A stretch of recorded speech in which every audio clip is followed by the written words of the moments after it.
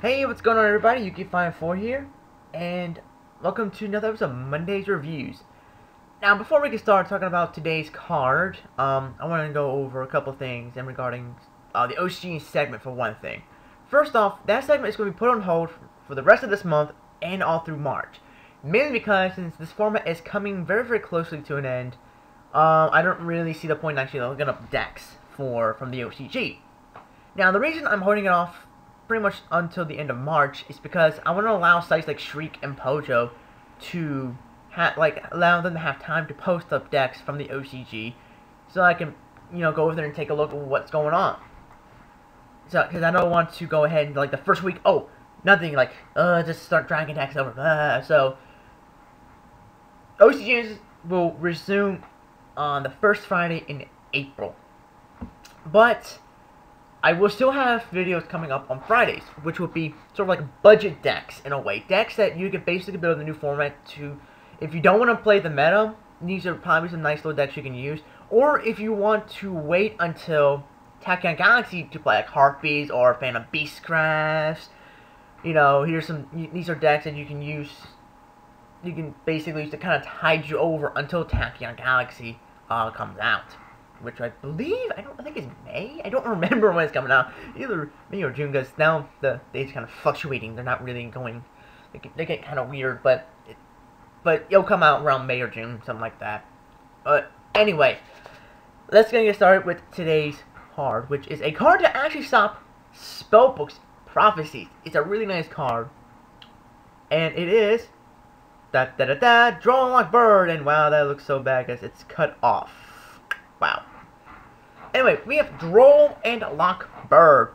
This card came out in Star Strike Blast!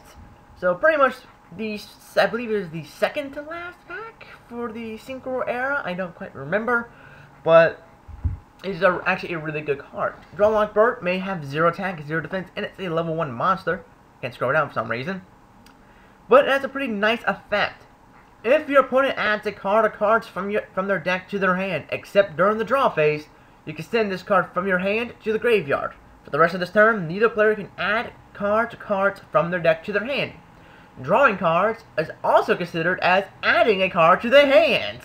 So, pretty much, when your opponent starts doing their Spellbook shenanigans, you can just go, I discard Draw and Lock Bird, and yeah, you get that one search, but everything else you can't do. So it's a really good thing to shut down. And it's only during that turn. So you're not really going to be adding on that turn. Unless you're playing like Zombies or Goblin Zombie or... what's another card? Oh, Sangan's Band. Sangan's Band. I'm trying to think of... What's another card besides Goblin Zombie that actually adds? During your bonus turn. But other than that, it's Droll and Lock Bird really won't hurt you at all. It may hurt your opponent, and it's a really good card. And also, since it's level 1, it is a 1-for-1 target for maybe your plant decks, and also it's a win, so if you have plenty of darks and plenty of wins, with him included, you can play darks some more. It's also a spellcaster for Spellbooks! What the fuck? So Spellbooks got some more power as well, because it's a spellcaster! Jesus Christ!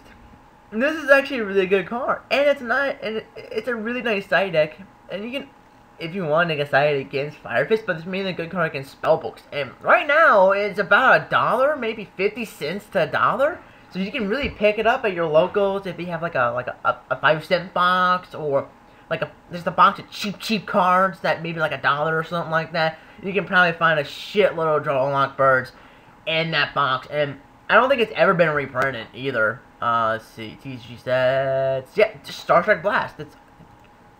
It's all it's been is Star Strike Blast, so it's not been reprinted. So, I really see this card, once people kind of see how good it is, will kind of start going up in price. So, trying to get them while they're right now that are cheap. I don't really know how this card can get, but if Prophecies get really, really popular, which I know they will, because Judgment is a pain.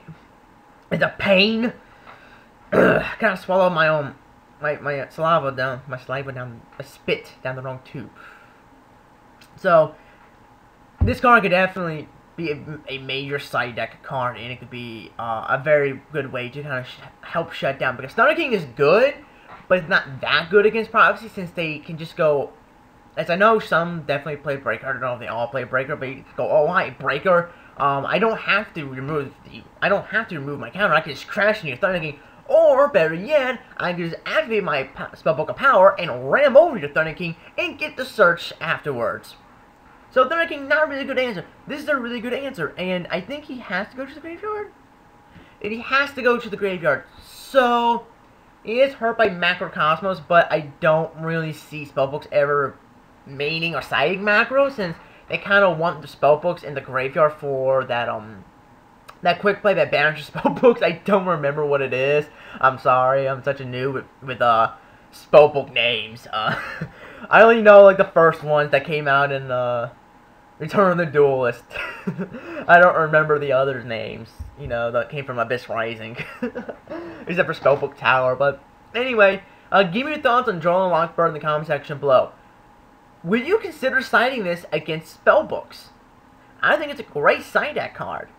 And depending on how popular they get, which, like I said, I predict them to become a very popular deck because Judgment is unfair. You can definitely utilize Droll and Lockbird, because if they activate Judgment, they activate Secret. Just go, oh, drop Droll and Lockbird. You can't even add with Judgment anymore. How do you like me now? It's completely mentally stupid at times. So I definitely see this being a great side deck card, and something you should be side decking at least two of in your side deck if you're going to be playing against a lot of Spellbook decks, and if you're having a lot of trouble with Spellbooks, definitely side deck at least two of these things. And it's a very cheap card. You won't be paying an arm and a leg for it.